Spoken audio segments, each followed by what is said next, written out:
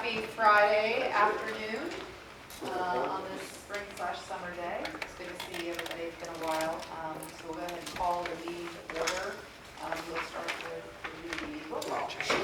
Just a quick note, Ms. Terry and Mr. Moore will not be here today, but both Cliff and Jay will be voting in their absence. Okay, Ms. Ritter? Yes, sir. Ms. McClellan? Ms. Terry? Mr. Moore? Ms. Wilson? Aye. Ms. Fitzpatrick? Present. Ms. Weitzel? Yes. Mr. Hayes? Present. Mr. Kirikou? Present. Mr. Wallace? Present. Okay, we have a quorum. Great. Thank you so much. The next item is to approve the agenda as presented. Are there any corrections or changes, modifications that you need to make? Hearing none. All in favor of approving the agenda as stands, say aye. Aye. Agenda is approved. Next is the public comment section.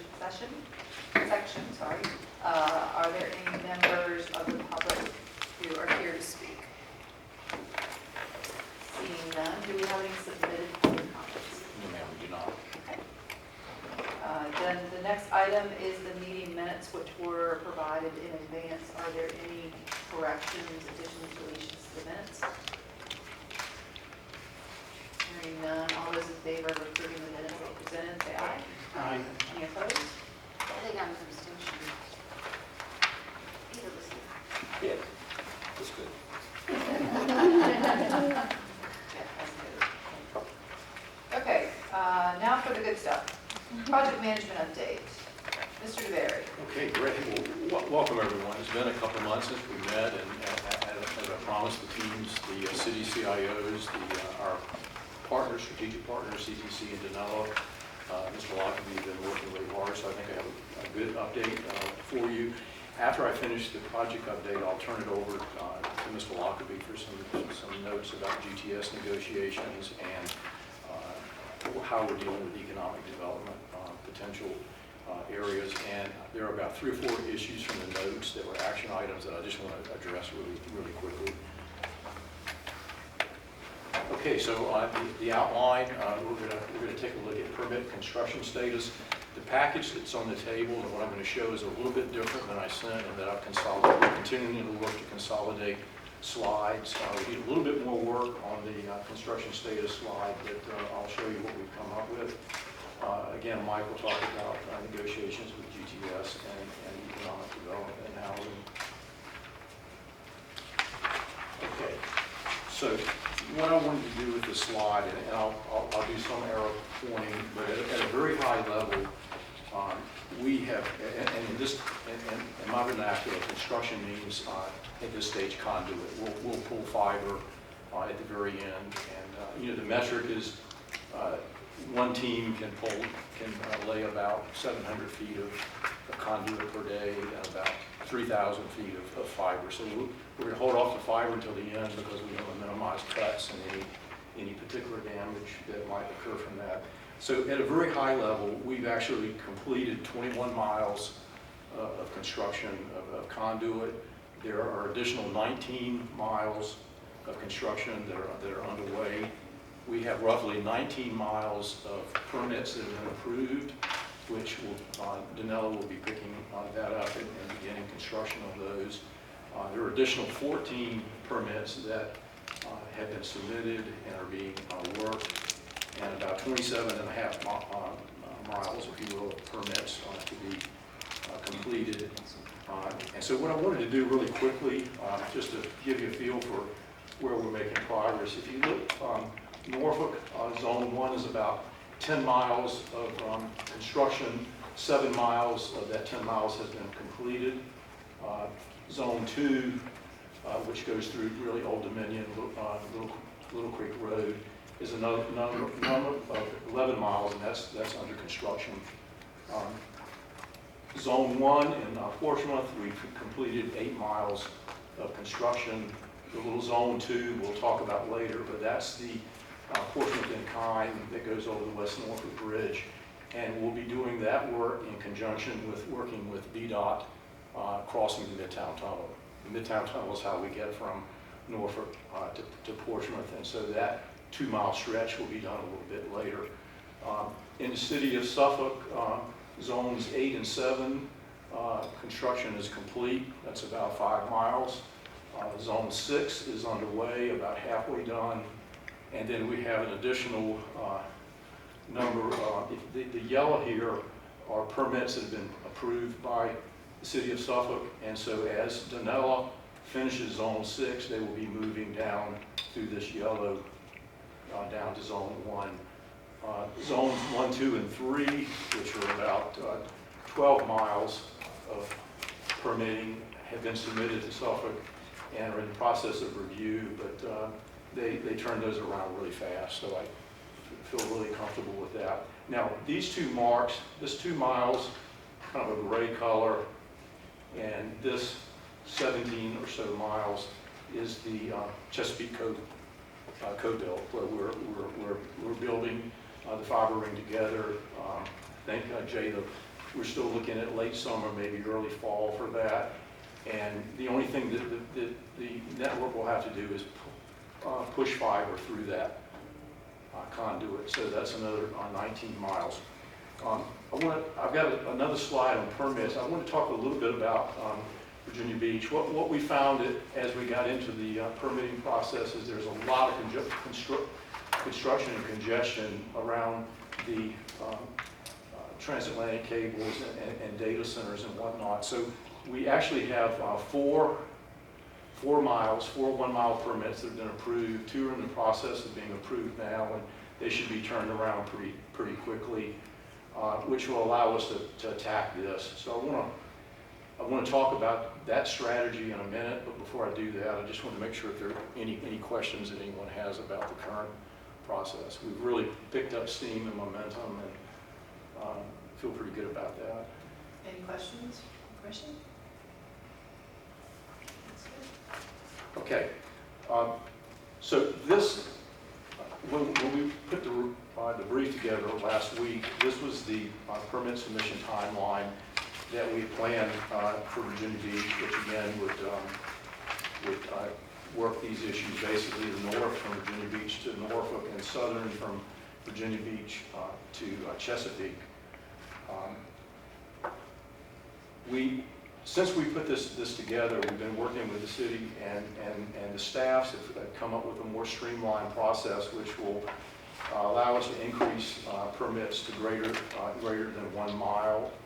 You can't see Matt DeHaven on the other end, but Matt has committed CTC resources to where we're going to really tackle this hard and push these through relatively quickly. Now that we've got a refined processes dealing with construction, with congestion, this can be expedited significantly. So basically, we're going to have about 25 miles of permitting that we're going to push through relatively quickly. And at the next meeting, I'll have a timeline for you. But the whole point would be, we want to have all permits completed, approved by late fall.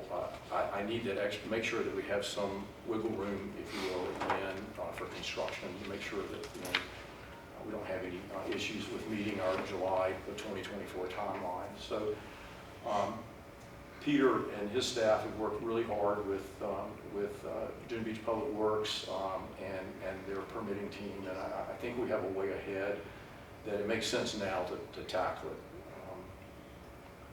Just wish there were an X, Y, and Z. You go back to the slide before. You end at W. It's very disappointing. You ended at W. You've got to finish the alphabet there. Well, right. Yeah, That's the we ran out of order. Yeah. We ran out of ordinal order, so we had 1 through 6 to begin with. But Peter, I don't know if you have anything to add, but No, Stephen, you're correct. We had a kind of a general meeting with Public Works Department and also planning to take a look at how we can expedite some of these processes, because we found that 1 mile permit just ridiculously long.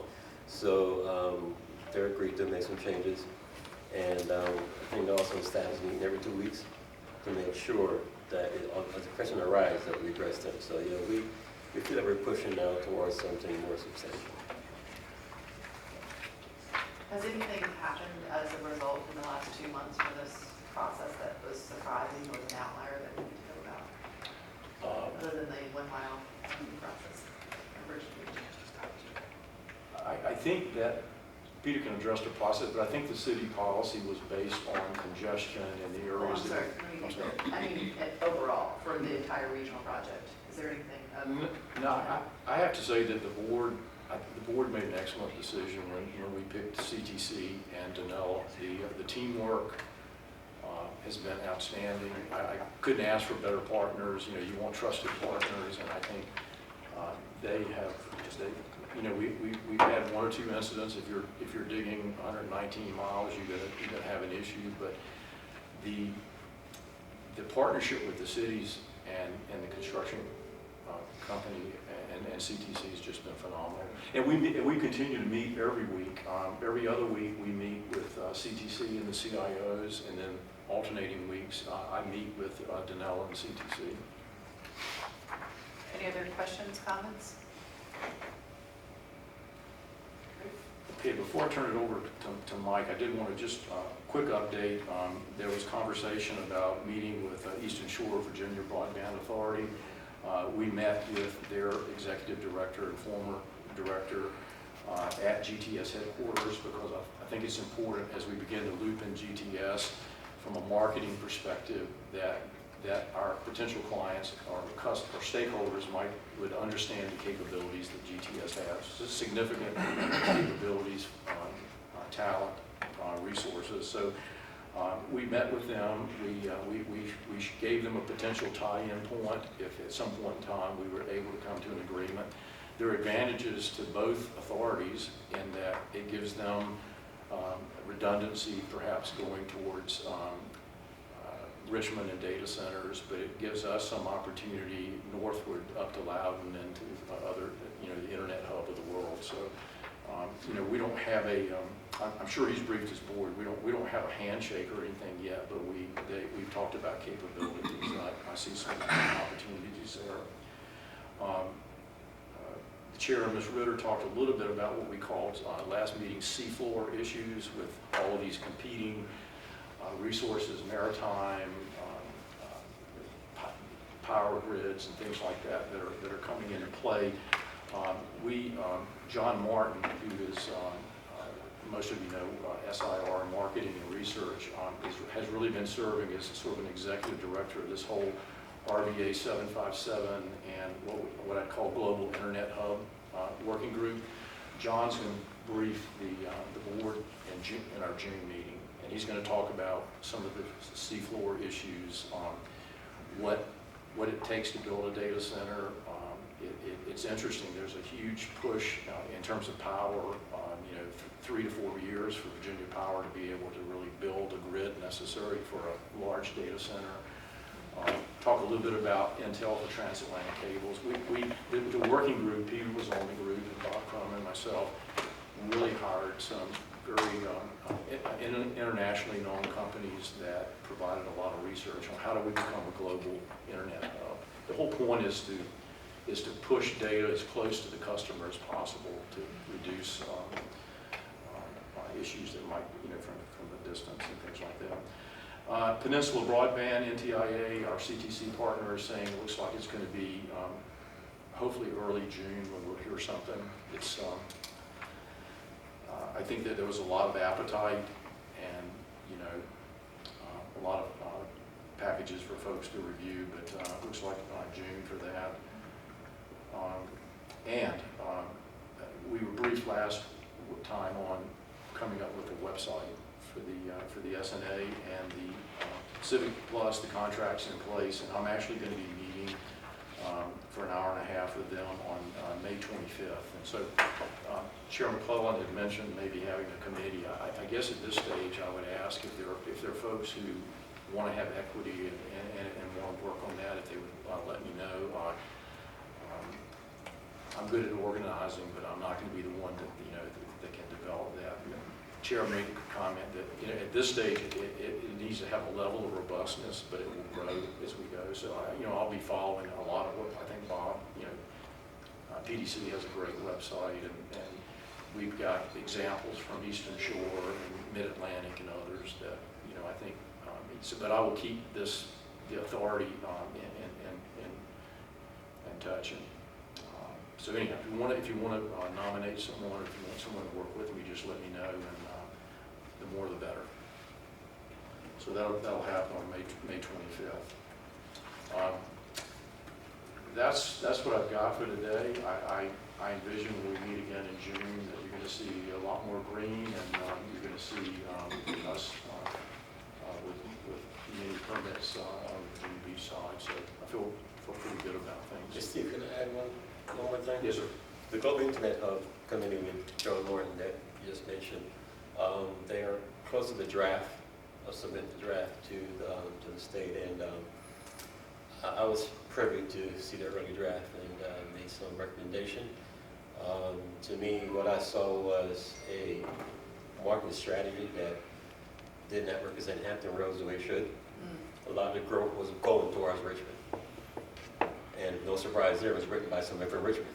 So, I asked them to, not only that, but maybe you want to meet with some of the council members in the Hampton Roads to make sure that the marketing doesn't represent the growth that we have in subsea cable. So I just want to let you know that I'm pushing for that. As that comes, I think I'll add more here. Can you, thank you, Peter. That's concerning to me in the sense that what is being submitted to whom for what outcome and when? So we talk about he's submitting something to the state. What is it that he's submitting to the state? So the whole thing Virginia is, grant? yes, Okay, exactly, yes. And is it for a certain, do you know what the amount of money, what is it? I'm not sure the dollars amount this time around, but yeah, it's a hefty dollars again to continue the committee to keep, make sure we have enough growth in marketing. But again, I think even we should probably get our delegates involved too, because there's a lot to be said on how we should look at our region. Who are the stakeholders in this? Because when you have a Go Virginia grant, you typically have either cities or regions, and then an outside institution, whether it's a university or a for-profit. Are you familiar, Cliff, with the application? I haven't seen it. I don't know what the time frame is for the application deadline, but I'd really like for us to have the opportunity to weigh in. Yes, Steve, because I know you're presenting them a couple of times, so we asked to actually come and speak here as well at some point. So So you said they're coming on next month? Yes, John will be here next month on the 9th. I think it's the 9th of June. So do we know what the time frame is for that submission? I do. I think this is an early draft. I'm not sure of the time. I think we have time to make it Okay. Right. I just wanted, sometimes we get things for final approval when it's 95% cooked. I'd like to keep it in the 30% design phase at this point, using our parlayance so that we have some opportunity. Because I think we want to be equal partners. So thank you for the heads up. If there's an opportunity, I don't know how he feels about it, to circulate the draft in advance of the June 9th meeting so we can look at it beforehand, or if he wants to present it and then. Again, I just don't know the time frame of what's going on. And I know that there are Go Virginia deadlines. Is it quarterly? Or every, so, and also which Go Virginia jurisdiction will decide it? Is this jurisdiction number 5, which is down here, or is it Richmond? I am not sure. Because I've been involved with a couple different Go Virginia applications. Yeah. So we'll get together and maybe we'll talk. And I'll talk to John. And I'll sidebar on that. Okay. Well, let us know. Yeah. And please keep, I'll be as formal as humanly possible, Delegate Hayes, in the loop, and any of our other people that might be necessary to bring in. I don't really know the structure or influence, but I'm sure a delegation would be very supportive of bringing some of the development money here. So far, they seem reasonable to accept some of the stuff I had mentioned in my concerns. And it's just a matter of making this region just better marketing plan, because the last thing is to have this as an off-ramp for Richmond. We have Chesapeake has a lot of growth, Suffolk has a lot of growth. We are to make sure that some of those things are stated. Well, I kind of think we're the honorary. Well, you know, I mean, we are ground zero when it comes to subsidy. So yes, Right. we should. We should be the honorary, Absolutely. and that's how we need to portray it. Yeah. So, And take advantage of it. so the way that the Go Virginia grants work, as I recall, there are regions, so we're Region 5, Richmond is the Suffolk region, but they can be interregional. But Nancy Gurdon is, so Reinvent Hampton Roads, or whatever its new formation entity, she chairs that regional body, so everybody's down in Charleston at the moment. Right. But, I mean, I think maybe it's followed up. I don't, typically the General Assembly, well, you could weigh in, doesn't decide these. This is a, Well, they're not decision makers, but they have influence, They are, I mean, yes. there are not going to be any grants without appropriation from them. Yeah, I don't, it's a annual fund that goes through the EDP, I think. But where do they get their money? Well, I'm just saying I hear you, but that might be already appropriated dollars. And See that knowing smile? Are you still on appropriation? is that money already been appropriated or, And the budget's not fully cooked yet. yeah, it's still skinny. So anyway, Skinny is the word, skinny. thank you for, I mean, I think there's a lot of questions that we need to have answered, Okay. but it's good that we are aware of it. There's no one. So that's good. That is good information to know. That's- All of it. Thank you for flashing. So we'll do some homework and we'll get information out. And I think John will have a lot to say that will be very helpful, I think. Yeah, but my concern is John is the same person who's leading this charge that is Richmond-centric. Like Peter said. That's, Yeah, okay. And I would say that the committee that Peter and I were on, there was a lot of data and conversation though about how to make the 757 similar. I mean, so there's some things that I think that would be helpful. and what we're calling this the Global Internet Hub Yes. project. It's I-64 Global Internet Hub, I think is what's called community. Right, yeah, he's going to talk about all of that, but the Global Internet Hub project would be, they've used models like Marseille, which is the big one, and it would be for this mega region from Richmond to Virginia Beach, if you will, that span become a regional mega data center. So we have to start thinking going from south to north and make that the message, Right. not the message coming from Richmond here. Correct. We need to focus on that message of going from here north. From here, go anywhere. Well, if we don't get in trouble for stealing it, that's good enough for me. Right. And that's why some things like Eastern Shore is intriguing, multiple points of access to. So what's going on with Eastern Shore? I have a house over there. I just got a message about their getting broadband. They have been working on it for With- years. Yeah, I mean, I have Newbeam, which is their internet service, but they're getting broadband. This fiber that's been coming up. It's different than what I already have, apparently. I'm sorry, I didn't hear. She was asking about what is going, she asked about Eastern Shore. Eastern Shore. Their broadband authority has existed for over a decade. Right, it's been a decade. They have about, Yeah, like I have Newbeam over there, but they've got some new broadband coming through.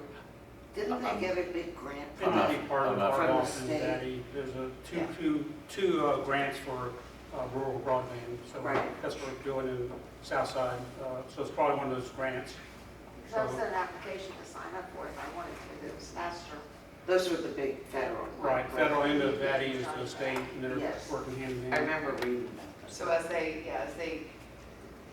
as those come along, I mean, so I have a place in Wintergreen that was the same Firefly, same thing.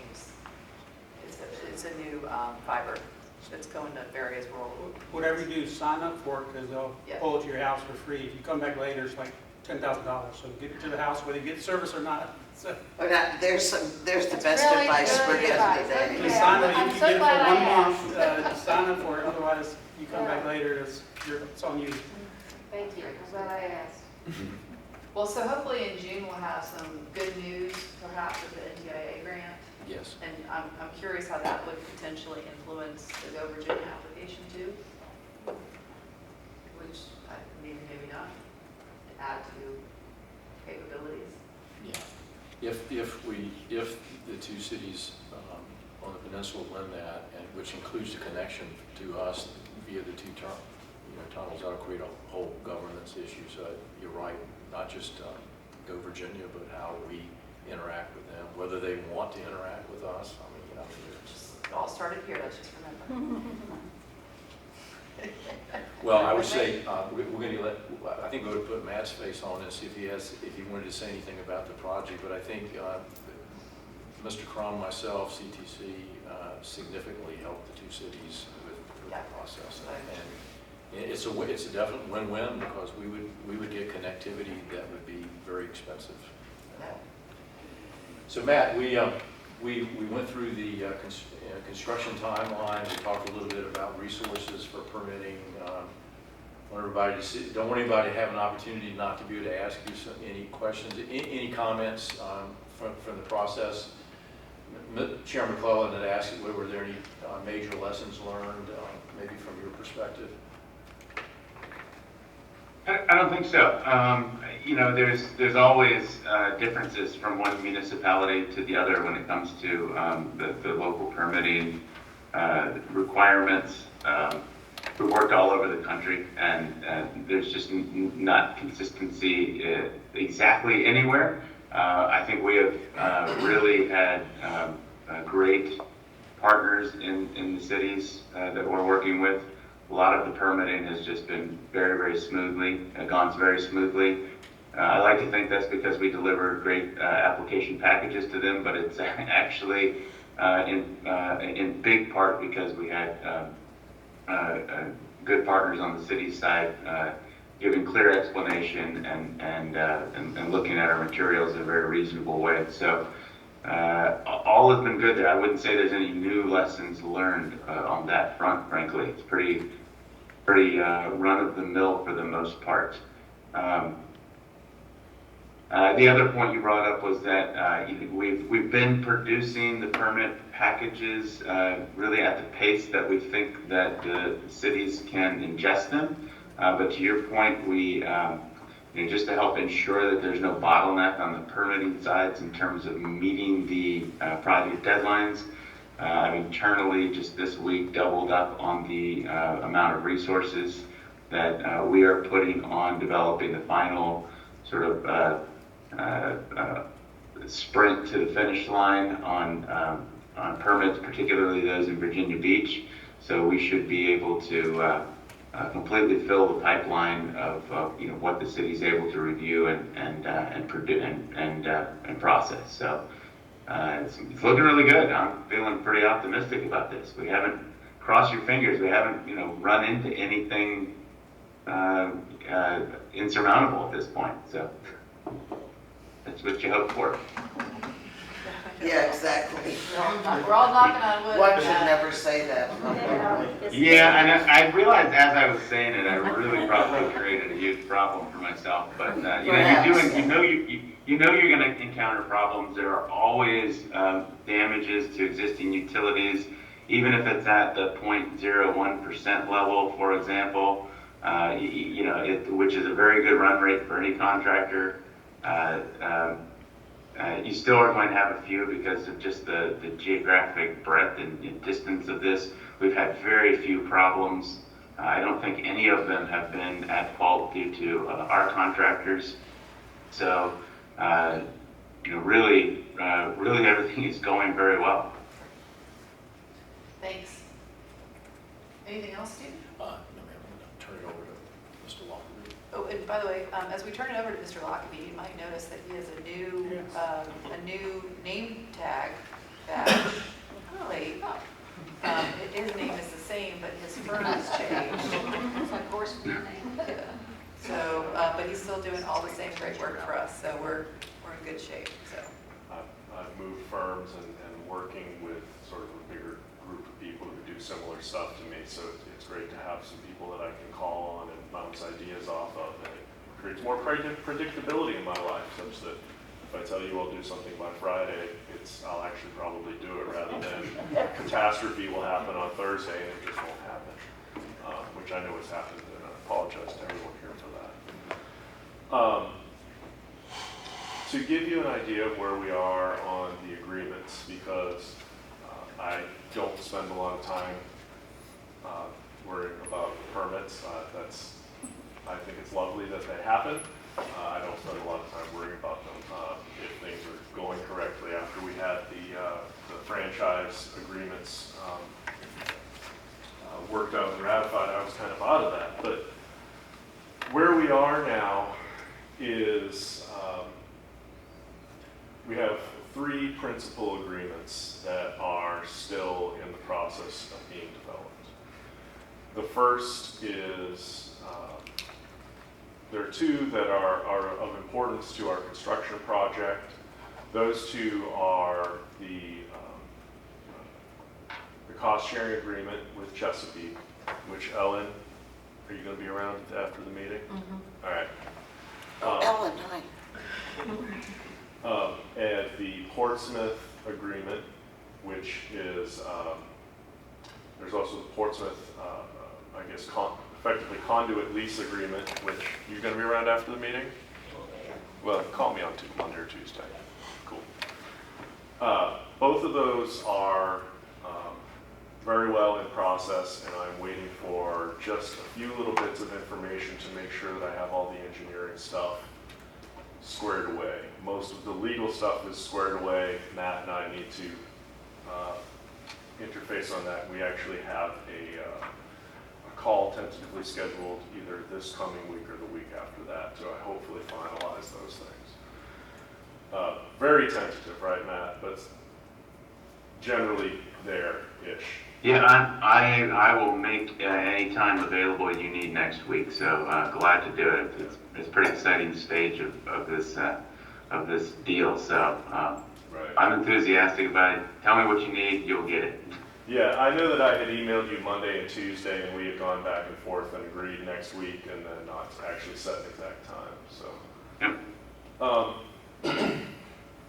So those 2 agreements are in process, and I just wanted you to be aware that those are, and they will be things that will have to be done this summer. They will come to you in the next couple of months. The elephant in the room is the GTS comprehensive agreement. I just received the first draft from GTS's attorney on last Friday, week prior to today.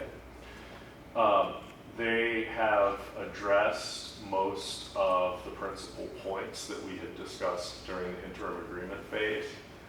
There is a lot to be added to it, and I'm actually really glad that I had the opportunity over the last few months to draft a lot of clauses that I thought that we would want in the ultimate agreement, and I'm going through and plugging those in right now. And those have to do, from the legal perspective, those have to do with revenue sharing, those have to do with how we ensure that the special purpose entity maintains reasonable capitalization. We don't want that to become hollowed out. I know one of GTS's concerns was that the authority became a hollowed out entity, and I said, well, here's the project participation agreement. That's about as solid as you can get. We're going to be looking for similar guarantees from GTS.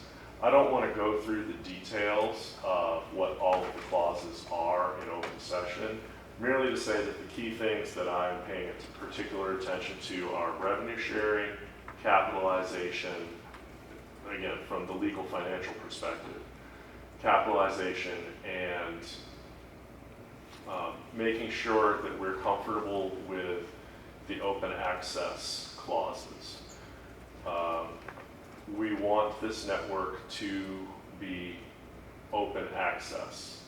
However, the term open access is somewhat of a squishy term. There are some fiber networks, and I think Danville is an example of this, where it was essentially just, hey, you want to start an ISP, you got together at McDonald's and you guys want to start an ISP, be an ISP, you can hop on our network. And Danville had the capacity for that and to have some people try it out and fail. I think that what we have discussed with GTS is that there would be a slightly higher standard. If you want to be on the network, there's a certain amount of financial and technical credibility that we would expect that to be. However, if you meet those basic standards of financial and technical credibility, you get your shot. So that's something that we are also trying to refine what the terms might look like for that. Are there any questions so far? Moving to the more substantive, and I say substantive, those are very substantive because they're financial and legal things that are very important to have right. There's also the secondary point, not secondary in any way, I should say, but the second point, not secondary. The second point is what this build out should look like. And I've had really great conversations with senior staff of y'all, of the economic development department, the community development department, and I understand all of you organize these things differently. Economic development, I think we all kind of know what that is, bringing in business, helping business. Community development, that's planning, zoning, and I was going to say housing as a third thing, but yes, housing we can also roll into community development. Goals of what the cities will look like as they go over the next 5, 10, 20 years. And have looked over a lot of those things. I also have had a couple of great conversations with Bob Crum, who of course has insights into practically everything as somebody who gets called at 10 o'clock at night by mayors on a regular basis would. And gone through, and again, I don't want to go through the details of what I learned from those conversations, but the general picture of what those conversations were, and I know that every single one of you can point to exceptions within your municipality that don't meet this general idea. However, schools was the next one.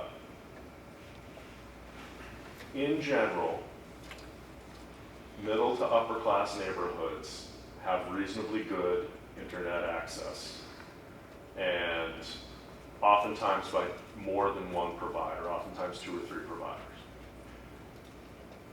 Most built out business areas have sufficient broadband access for small to mid-sized business. There is some opportunity for being a secondary provider for people who need redundancy in some of those areas. However, it is not an urgent build-out problem. Where there are urgent build-out problems are in 2 places which were mentioned to me particularly by, let's make that 3 places. 2 of them kind of fall into one bucket. But one of them is that there are industrial parks that are being actively marketed either through local economic development people, through VEDP, through other regional initiatives that currently have at most 1 provider. And we all know that 1 provider is not enough. Every business of any significant size needs redundancy. They need 2, minimum. So those are both great opportunities for GTS and the authority to have relatively early wins as far as bringing in revenue for us. Also, however, to give wins to the cities by being able to say, we have redundant providers. And I've told you the example that I had in one of the localities where I worked, where a broadband authority basically made a redundant connection happen so that a business could happen and 400 jobs could be created. That's the kind of ability that we would like to have. So I talked with different people there in each of your localities about those possibilities. There's also several institutional providers who need, or excuse me, institutions that need backbone. Even if we're the third or fourth piece of backbone that they have, they still want it. And some of those are already in existence. The obvious ones are ODU, EVMS, which is of course merging into ODU, but EVMS is a separate campus which still exists. Norfolk State, Virginia Wesleyan,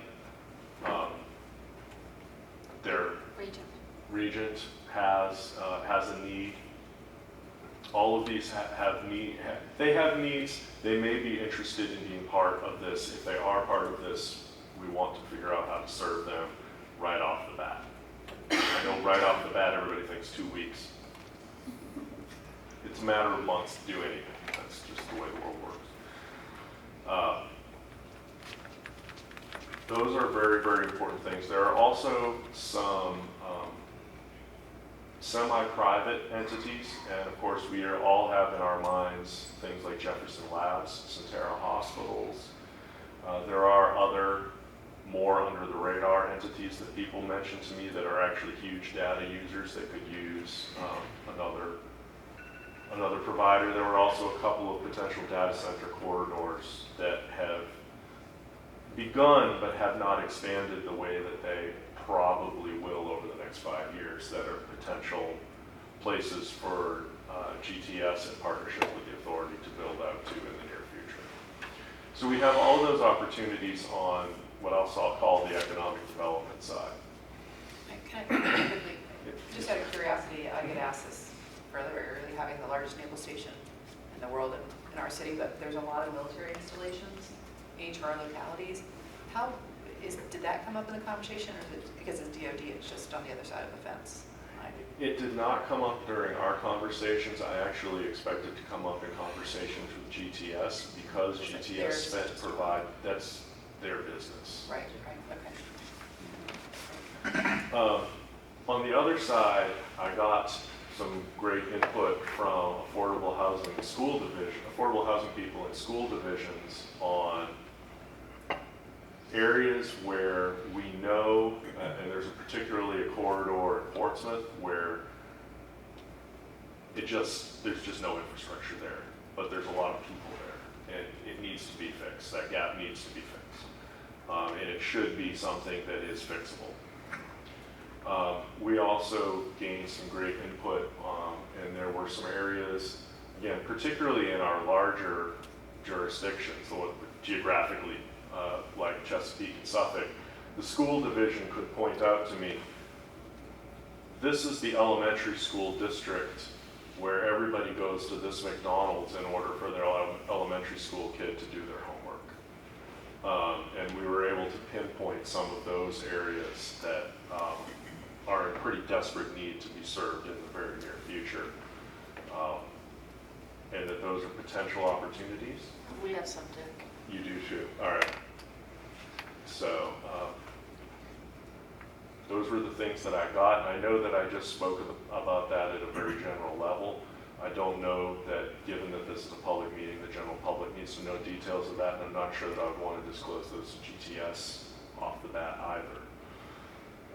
But so that's one group that you didn't really talk about is low mod public housing areas that are significantly underserved, partly due to cost issues. Well, that was, I probably slid over that very quickly. In Portsmouth, was the area where it was like, this area doesn't have any internet. And what there is really, the whole area doesn't have much internet. What it has is bad and too expensive. So there was also an area in Norfolk that was pointed out that falls under that rubric. So there's both trying to fill those urban voids as well as trying to fill the rural voids that you have in old parts of Princess Anne County as well as parts of Suffolk and Chesapeake. So when you met with the folks in Norfolk, because I hung on the call, we didn't give you specific addresses. You did not. Do you need that? That we can go back and feed that to you, like I would this appreciate area, that area. We know during COVID, we went outside of every public building with a Wi-Fi meter, trying to figure out if kids could go there to get internet access. We have that information, we just didn't realize we wanted that level of Yeah, detail. we do the same thing. I would appreciate all that information. I think that's, speaking for my GTS partner, that's very important because part of their exclusivity, the 18-month, is that 25, they've got to hit 25% of the passes, 10% of which must be unserved and underserved areas. And we've told GTS that we're going to dictate those areas because they're their city, I think, priorities. And I think we all recognize that there is a practicality to that it doesn't necessarily make sense to go build a 20-mile, middle mile line just to get to one neighborhood.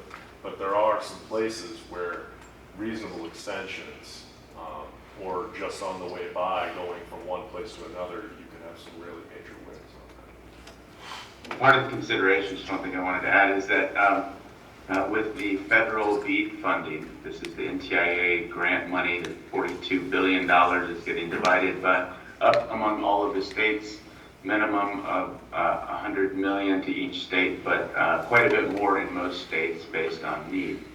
That is going to be directed towards unserved first, meaning the individuals, residents, and businesses do not have access to any service that provides 25 megabit down, 3 megabit service up. Underserved, meaning they may have that, which is possibly just bad DSL or really bad cable, but do not have access to a service that provides 100 megabits down, 20 megabits up. So both of those are going to be opportunities for collaborating with GTS in seeking additional grant funding from the federal government, and that process is beginning pretty soon. So this is separate from the NTIA money for the middle mile, which we know there's been some opportunities explored there, and there's applications in. But this is a different process that will be led from the state. You don't know at the local level yet what all the rules around that are going to be, but we do know what eligibility looks like because that's in the notice of funding opportunity that the Congress put out last year. So Hey, Matt, very exciting opportunities there, potentially, to cover some of these last mile gaps. So question for you, one of the issues was the FCC maps, in terms of, those were supposed to be drawn better so that they were more parcel specific as opposed to census tract. Do you have any, is that the data from which folks will select where these are eligible? Good or bad, and maybe I emphasize the bad more, those will be the determining factor. Those will be the maps upon which the funding allocation is based. Right. Now, there is a true-up process and a protest process for ultimately modifying and improving that map for eligibility purposes once the grant program is moving. And in fact, the states are charged with developing, the rules keep changing, by the way, so anything I say now may be different in a couple months. But the states are actually charged with developing a process for that truing up process, for that protest process. So Delegate Hayes there will be opportunities there. So that's why you at the local level, gathering good data around those things will help support that. You'll be in a better position to respond to and then apply either individually as an eligible entity as a local government or in partnership with GTS, more likely, right, to go after that last mile funding to really help GTS meet their goals or meet your goals around getting to underserved, unserved, and possibly low income, limited income housing and public housing as well. So a lot of exciting opportunities to close these digital divided gaps that exist. I'm just thinking as a piece of homework for us, we've talked about getting whatever data we have in our localities. Are those new FCC maps out yet? There's a version of them out. Okay. I don't believe the final is out yet, but yes, there was a version released of updated data in February or early March. That's true. And there's problems with it. My team, CTC is actually developing the grant strategies for 8 or 9 different states. So we're functioning in that capacity at the state level. We're struggling with this in every single state because the NTIA is being very slow about getting the address fabrics upon which those maps are based available to the states to even utilize. But what we have been able to review based on much more comprehensive survey work we've done in many of the states to determine unserved areas, there are still issues. There's still issues because all of that mapping is based on self-reporting by the carriers, and certain of them, who I won't name, did a really, really bad job of doing that. Whether for nefarious reasons or not, the data is unreliable in that regard. So Delegate Hayes. Yeah, so Matt, in regards to the BEADS funding and this additional rollout of funds being available, as you mentioned, the $42 billion being rolled out to states, isn't that, from a local perspective, we have to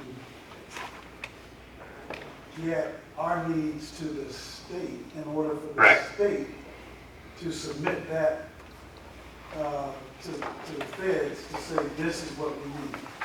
the state is developing the states have to develop a 3 or 4 part planning process that they have to engage in. The first one they should be working on right now, which is called the 5-year action plan. That they are laying out at a high level what they think their funding needs, where the needs exist geographically, and how the program is going to be run internally within the state to dole out those funds at the local level. But you're exactly right. We don't know exactly what that is going to look like in terms of the specific forms and the application process and what additional requirements they build into that. But we do know what the federal eligibility requirements are, which ultimately carry directly through to the local level. So you know today what kinds of things you need to be looking at, preparing, gathering in terms of data, developing preliminary designs, business models, all of those things that are ultimately going to be requirements for applications to the state to get the federal money, right? So it'd be great if we as a region were best prepared and at the front of the line. So that's what kind of. Does DHCD even do the lines anything? get a little blurred, right? So at the granular level, we know in the neighborhoods what's needed. So are we submitting this as individuals up to the state, or is this authority as we go through as the Southside? I mean, because Mr. Lockerbie is gathering from locals a lot of detailed information that you're gathering, right? It just seems like we would have a better voice when you're united, and you've got all of our localities together than onesie-twosies. Bigger is better always in terms of broadband. The economies of scale always work in your favor. That's probably true of most infrastructure projects, but it's incredibly true with broadband in general. So a ready-made partnership with a partner like GTS with last mile intentions and local government support behind them that's already detailed in a comprehensive agreement. These are things that just really line up and make you very, very eligible, very attractive for this kind of, very attractive and low risk, right? But attractive in terms of achieving the goals, but low risk from the state perspective in terms of giving the funding out and knowing that it's going to be administered properly. Catherine? So Matt, to save us from recreating the wheel, can you send us kind of a summary cheat sheet of what types of data, what types of information that you think the state will be looking for us to provide so that we can get started to make sure we have all our ducks in a row? Yeah, and we've generated a lot of this kind of both generic and state-specific details. I know my grants team, and I quickly can get out of my area of comfort and expertise in the grant programmatic stuff, because I try to stay away from that. We have an entire team of people who are very focused on these details, and I think have been in contact with the state level grant administration in Virginia. So there may be even specific types of guidance we can offer at this point. Might be worthwhile, well, first getting you whatever materials we have on that, but then possibly maybe a brief presentation or follow-up discussion in this forum or others. Frankly, we could even do it at the individual city level if that's preferred, but it certainly is a very good time to be thinking about that, those details. This is I'm sorry, this sort of branched into a different area, but I think this is important information for all of us because it goes to the mission of what we're doing. Maybe a future discussion as well. Delegate Hayes, I don't know, is it through DHCD? Where is the broadband? Is that Housing. yeah? As a record, statewide record. So would it make sense to have him or her come present and say this is the state's plan for action? I'm sure she'll be happy to. And so that she's also giving, she knows that we're working on it, and then she's giving us direction so that we're better prepared. Right. Maybe that. Maybe That would make sense. Cliff could probably help facilitate. Yeah, it would be great to have her come here. Matt, I was thinking, just following on what you said with some of the board members' comments, I'd like to set up a meeting with you and I and Ben, GTS, and talk about this a bit, because the other thing that's intriguing is not just the federal guidelines, but what you've learned with the work that you've done for the 9 other states, because as you know, we talked about it, if you look at the FCC data for us, except for a couple of rural areas, it shows 99.9% internet and 97% 5G, and so we're not even going to be able to compete. So I think if we can get some of those lessons learned, maybe how do we combat the data that's pushed to us from ISPs? Well, and if the ISP came up with the maps, how do we counter them out? Because I think they ignored the affordability factor issues that are prevalent here. I think one of the things that sets things in motion too is in legislation sometimes. It's defined. And sometimes that's. So too, John's going to be virtual, I think, and so maybe we can get DCH, maybe you can work some magic there. Yes, sir. We can set that up in maybe July or something, or June, earlier if we need to. Yeah, so we already have an HRPDC group doing rural broadband. So it's only Suffolk, Isle of Wight, Franklin, Southampton, and we've been engaged through the similar people because of the grants through the VADI and the RDOF. So we do have a body, but it hasn't expanded into the urban areas. But we do that. We've had meetings. Right. So I think it's just worth, because we've had some lessons learned from going through that process, but a lot of the same organizations. Yeah, I think that's why it would be important to have them here with the new rules, because Bob and I, we briefed the VADI folks 3 times. They love the project, but it doesn't meet the criteria.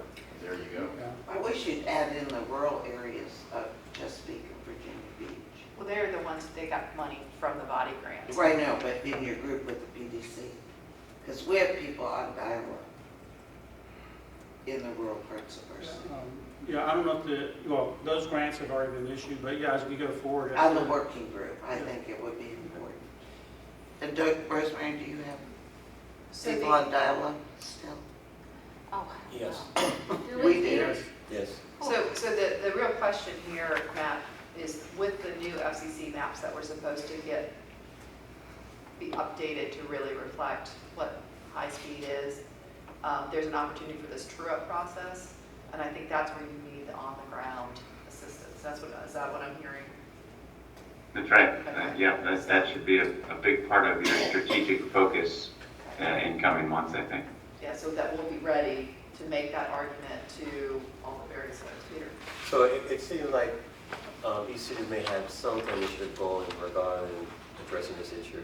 I know we have an equity committee that we meet once a month, and we did look at the data from the FCC, and it is hard, just to make a challenge because of our ISP providing this area that reported the way things are not.